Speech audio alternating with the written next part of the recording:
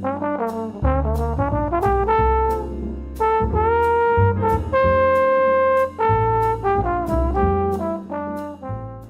everyone, and welcome to this episode of Mini Lessons for the Belltone Brass Teaching Studio. I am Shawn Bell. Today we're going to talk about swing. What is swing? How do we work on our swing feel? All this type of stuff. So, roughly speaking, we can think that swung eighth notes are when the two eighth notes are slightly different lengths.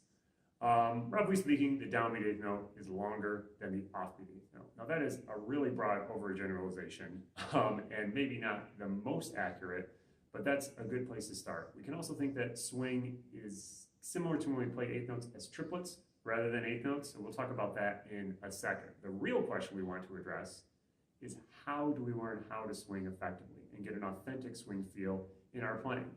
This comes from listening.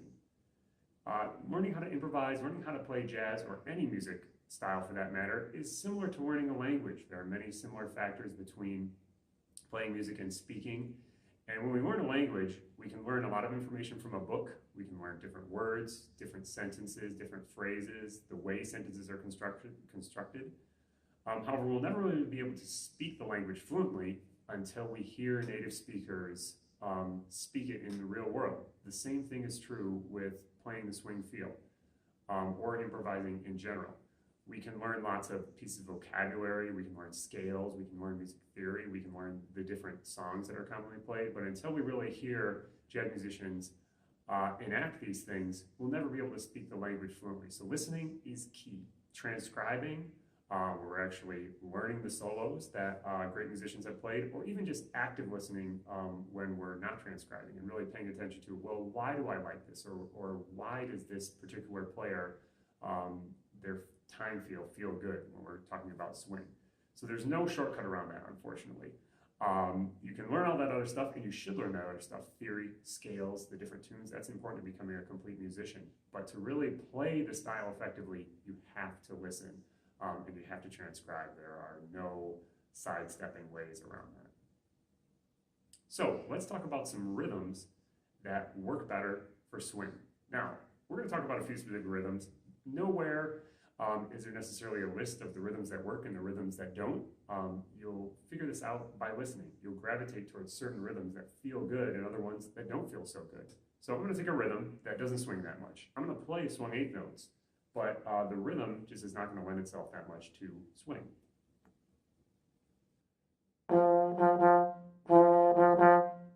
So I swung the eighth notes, but it just doesn't sound that swinging. So I'm going to change that a little bit and see if it swings a little bit better. That's a little better. Let's try another one.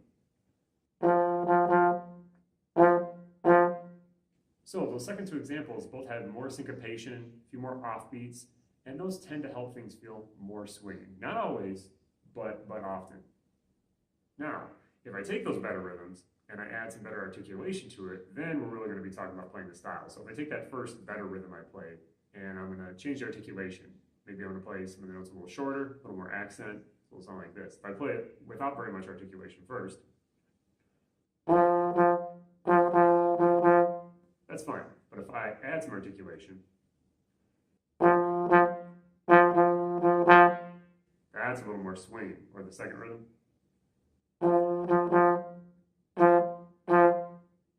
Again, with articulation.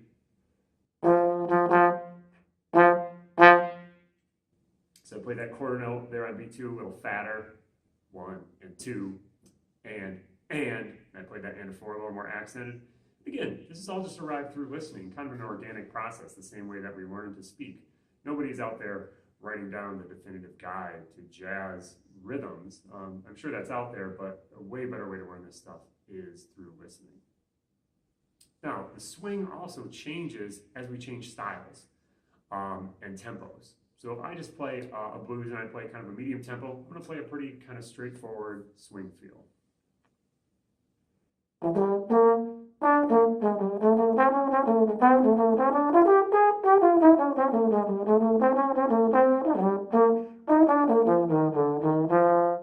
So that was a pretty straightforward approach.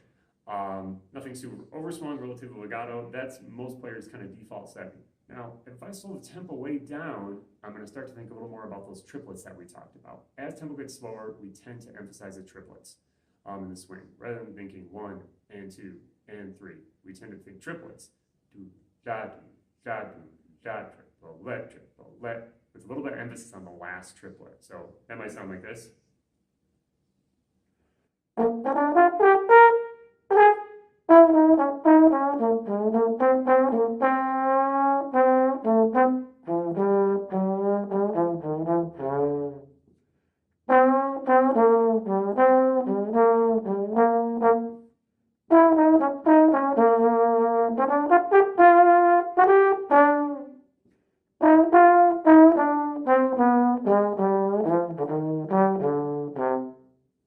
Now you notice I didn't play only triplets, but in my head I was subdividing triplets that entire time. Now, just like when it's slow, that swing really kind of widens out. As it gets faster, it's going to narrow down and be a very narrow swing, so that way I can be agile, stay right on time, not get behind the beat. And that might sound like this.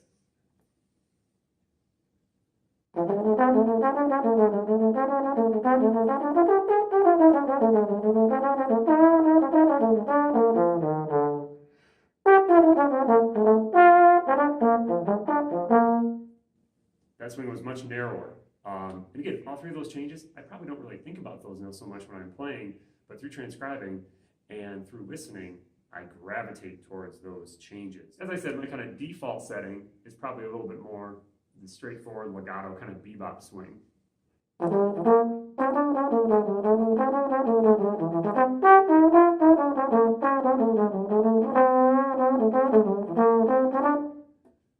But if I am, going a little further back in jazz history, maybe I'm playing on a big band chart, maybe a Count Basie chart, I'm going to try to think a little more how those players played the swing. They probably played a little more articulated, slightly wider swing, but the vocabulary might change as well.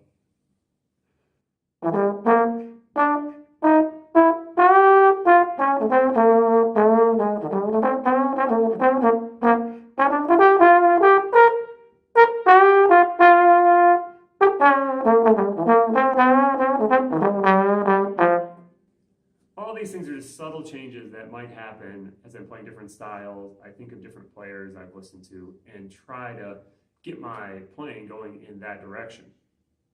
The last thing I want to leave you guys with today is a little bit about how this music should feel. When we're playing swing, it should feel good. If it doesn't feel good, then something's wrong. I think too often as jazz musicians, young and old, we get so focused on playing cool licks, learning new vocabulary, trying to get this cool, like diminished dominant licking that we've been practicing for the last 2 weeks into our solos, rather than thinking, well, does it feel good what I'm playing?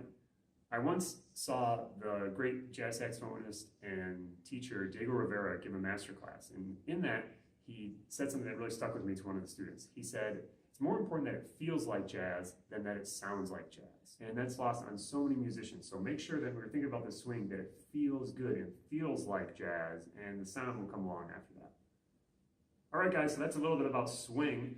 I hope that helps you kind of the basics and gives you an idea about my concept about how to work on this. You can find more videos by subscribing to the YouTube channel or check us out at Bell Tone Brass on Facebook and Instagram.